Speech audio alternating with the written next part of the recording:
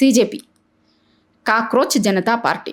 అసలు ఎందుకు ఇంత సంచలనం అవుతుంది? ఇదేమన్నా సీరియస్ పొలిటికల్ పార్టీనా, లేకపోతే ఒక సోషల్ మీడియా హైపా? అసలు ఇది ఒక పొలిటికల్ పార్టీనా, లేకపోతే ఒక సెటైరికల్ మూమెంటా కూడా కొంత అర్థం కాని పరిస్థితి. కానీ విపరీతమైన హైప్ అయితే వచ్చింది, అందరు కనెక్ట్ కూడా అవుతున్నారు చాలా మంది. ఎందుకు ఇట్లాంటి పరిస్థితి వచ్చింది? మీరు అన్నట్టు ఈ బొద్దింకలు సిజే చీఫ్ జస్టిస్ సూర్యవంశీ ఆయన వ్యాఖ్యల నేపథ్యంలో, విమర్శల నేపథ్యంలో క్రమంలో ఏర్పడ్డది online satirical political party. This is not political party, satirical party. ఇప్పటి వరకు సీరియస్ పొలిటికల్ పార్టీ కాదు, సెటైరికల్ పొలిటికల్ పార్టీ కాదు. ఆయన అనుకున్నది సెటైరికల్, వ్యంగ్యంగా ప్రారంభించింది. ఎప్పుడైతే లేజీ ఫెలోస్, పర్టికులర్లీ జెన్జీ, అంటే 1997 తర్వాత పుట్టి ఈరోజు యువకులుగా, ఒక యువశక్తిగా, ఒక నవశక్తిగా, ఒక డిస్ట్రెస్, ఒక అసంతృప్తిలో ఉన్న, నిర్వీర్యం అవుతున్న ఒక శక్తి నిర్వీర్యం అవుతుంది. పాలకుల వల్ల నిర్వీర్యం అవుతుందా, లేకపోతే పరిస్థితుల వల్ల నిర్వీర్యం అవుతుందా? అసంతృప్తిలో ఉన్న ఒక Gen Z, mainly target Gen Z generation ను ఒక వేదిక మీద తీసుకురావడానికి జరిగిన ప్రయత్నం. సరే, సిజే చీఫ్ జస్టిస్ బొద్దింకలు ఈ జనరేషను సరైన కాన్సన్ట్రేషన్ లేదు, ప్రొఫెషనల్ డెడికేషన్ లేదు, నకిలీ డిగ్రీలతోని నిరుద్యోగంని ఒక వేదికగా మార్చుకుంటారు. నిరుద్యోగం నుండి నకిలీ డిగ్రీలతోని న్యాయవాద వృత్తిలోకి వస్తున్నారు, లేదా పాత్రికేయ వృత్తిలోకి వస్తున్నారు, ఆన్లైన్ మీడియా పెట్టుకుంటున్నారు, సోషల్ మీడియా పెట్టుకుంటున్నారు. అంతా ఒక రకంగా కొంచెం పరుష పదజాలంతోనే మాట్లాడాడు, బ్లాంకెట్గా మాట్లాడాడు. నాకు కూడా చాలా బాధ అనిపించింది. అటువంటి కొందరు అంటే అయిపోతుంది. Chief justice today young generation అని, లేకపోతే నవతరం ఇట్లా చేస్తుంది అని అనడం వల్ల అందరికీ కనెక్ట్ అయింది. అది కొందరు అనేది కొందరు అనేది ఒక లాజికల్ వర్డ్. అది ఆ వర్డ్ వాడితే ఎవరికి ఏం కాదు. ఆయన బ్లాంకెట్గా ఒకటేసారి అందరిని అనే వరకు అందరు కనెక్ట్ అయ్యారు. అదే వాళ్ళని ఏదో తక్కువ చూస్తున్నారు అనేది కనెక్ట్ అయ్యారు. ఆ బొద్దింకలు లాగా ఉన్నాయంటే బొద్దింకలకు అందరూ ఏకమవుదాం. మనం బొద్దింకలమంట నిరుద్యోగులు, పర్టికులర్ నిరుద్యోగులు, ప్రభుత్వ విధానాలకు బలవుతున్న వాళ్ళు, నీట్ ఎగ్జామ్ పేపర్ లీక్కు బాలవుతున్న వారు, ఇటువంటి వాళ్ళను అందరినీ ఒక వేదిక మీద రండి, బొద్దింకలమంట మనం మన శక్తిని నిరూపిద్దామని పెట్టింది. అభిజిత్ అనే వ్యక్తి యుఎస్ బేస్డా ఎక్కడైనా, ఇక్కడ లేకుండా పెట్టింది. ఆన్లైన్లో ఎక్కడ నుంచైనా పెట్టవచ్చు. దానికి ఏమైంది, ఏ శక్తి, యువశక్తి అయితే నిర్వీర్యం అయిపోతున్న ప్రభుత్వ విధానాల వల్ల, లేకపోతే రైట్ వింగ్ పాలిటిక్స్ల వల్ల, right wing mainly right wing and డిస్ట్రెస్లో ఉన్న యూత్, అది జెన్జీ, అది వాళ్ళు కనెక్ట్ అవుతున్నారు. కనెక్ట్ అవుతున్న క్రమంలో ఇప్పుడు మొన్నటి వరకు వంటింట్లో మనం బొద్దింకలు చూసేది, ఇప్పుడు నెట్టింట్లో చూస్తున్నాం. నెట్టింట్లో మొత్తం బొద్దింకలే కనబడుతున్నాయి. అంటే ఒకటి మనం రోల్ చేస్తే అన్ని ఆ ట్రోల్స్ అవే వస్తున్నాయి. సో అది సంచలనం సృష్టిస్తుంది. కానీ దీనికి జెన్జీకి ఎక్కువ ముడిపడి ఉంది. సో జెన్జీ అంటే ఏంది? జెన్జీ ఉద్యమాలు ఇప్పుడు భారతదేశంలో ఒక వేదికగా మారుతుంది. అసంతృప్తికి, అసమ్మతికి ఏ పొలిటికల్ పార్టీస్ ఏవైతే కన్స్ట్రక్టివ్గా, నిర్మాణాత్మకంగా బీజేపీని ఎవరైతే ఛాలెంజ్ చేయలేకపోతారో, బీజేపీని ఎదుర్కోలేకపోతారో వాళ్ళందరికీ ఆ బీజేపీకి ఒక ఆల్టర్నేట్ పార్టీ లేదు. ఇప్పటికి కూడా కాంగ్రెస్ కానీ ఇంకేది కానీ జాతీయ స్థాయిలో, ప్రాంతీయ స్థాయిలో చాలా బలమైన పార్టీలు ఉన్నాయి. తెలుసు, తమిళనాడు కావచ్చు, తెలంగాణ కావచ్చు, ఆంధ్రప్రదేశ్ కావచ్చు, పొలిటికల్ పార్టీస్. జాతీయ స్థాయిలో బీజేపీ మాత్రమే. బీజేపీకి ఆల్టర్నేట్ సిజేపీ అని పెట్టడానికి కారణం ఏంటి? కాక్రోచ్ జనతా పార్టీ చాలా బాగా ఎమోషనల్గా తీసుకునే, దీనికి క్యాప్షన్ ఉంది.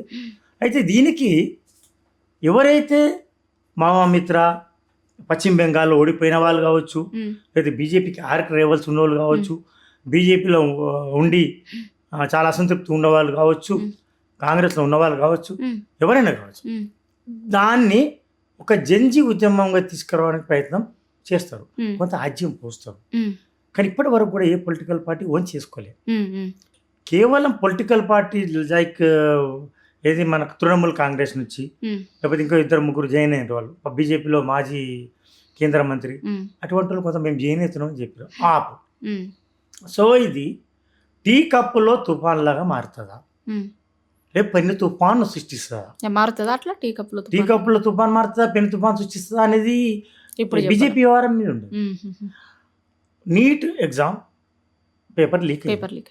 పేపర్ లీక్ అనేది మన దగ్గర కూడా చాలా గతంలో ఉన్న సర్కార్ని చాలా ఇబ్బంది పెట్టింది. ఏదో ఒక వ్యక్తులు చేస్తారో వ్యవస్థల లోపం వల్ల చేస్తారు. అది దాన్ని ఈ గవర్నమెంట్ సీరియస్గా తీసుకుంటుందా? ఇప్పుడు పేపర్ రద్దు చేసినప్పుడు కంపెన్సేట్ ఏం చేసింది? వాళ్ళ మీద ఫీజులు రద్దు చేసిందా? వాళ్ళ పట్ల సీరియస్గా ఉందా గవర్నమెంట్?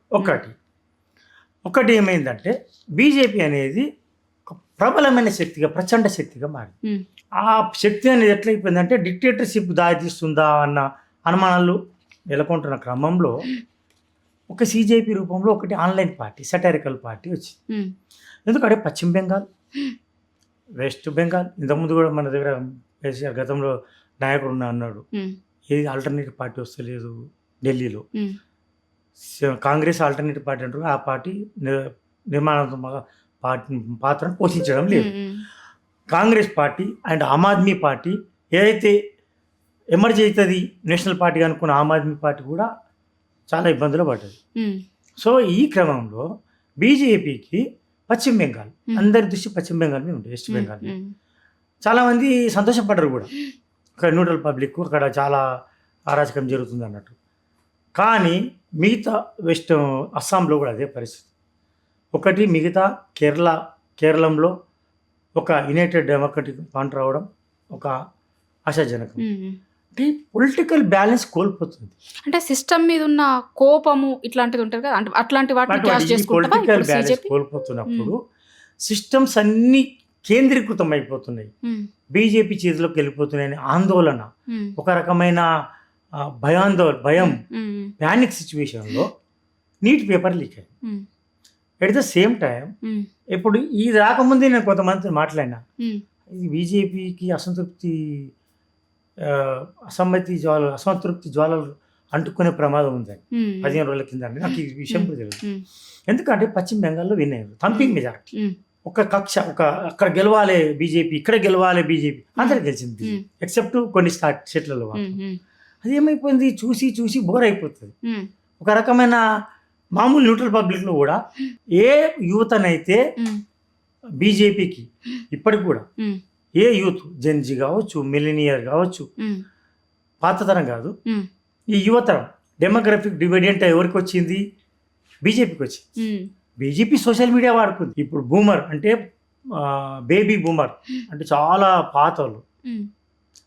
ఇప్పుడు 1947 స్వాతంత్రం వచ్చిన తొలినాళ్ళలో పుట్టిన మన మోడీ ఈరోజు బీటా గామా ఎట్లా ఆ జనరేషన్ ఎట్లా చేస్తుంది, అంతకంటే ఎక్కువ సోషల్ మీడియాలో ఉపయోగించుకుని నంబర్ 1 స్థానంలో ఉన్నాడు మనం ప్రధానమంత్రి. ఆయనకి ఇప్పుడు ఈ ఆన్లైన్ అనేది ఏ డిజిటల్ మీడియాను వాడుకొని వచ్చిండో, ఏ డిజిటల్ మీడియాతో ఆయన అధికారంలోకి వచ్చిండో, ఆ డిజిటల్ మీడియాని మళ్ళీ ఇప్పుడు ఒక కాక్రోచ్ రూపంలో లేకపోతే బొద్దింక రూపంలో వస్తుంది అనుకోవచ్చు. ఏ సోషల్ మీడియా అనేది వాడుకుందో ఈరోజు కూడా ప్రపంచంలో బలమైన పార్టీ అంటే సోషల్ మీడియాలో, ఆన్లైన్లో, ఆఫ్లైన్లో, క్షేత్రస్థాయిలో రకరకాల శక్తులను, అన్ని శక్తులను కూడగట్టుకొని రాజకీయమే పరమావధిగా, రాజకీయం తాగడం, తినడం, రాజకీయం చేయడం అనేది ఒక నరనరాన జీర్ణించుకుపోయిన ఒక పార్టీగా బీజేపీ, మోడీ, అమిత్ షా. మోడీ విదేశాల్లో తిరిగితే అమిత్ షా స్వదేశంలో ఉంటాడు. ఇప్పటి వరకు ఎక్కడ విదేశాల పైన దాఖలాలు లేవు. అణు మానిటరింగ్ చేయడం, సోషల్ మీడియా, ఆన్లైన్. ఈరోజు కూడా మీరు అన్నట్టు ఆన్లైన్ ఈ digital party, satirical political party కొంత కదలిక తెచ్చింది ఇప్పటివరకు.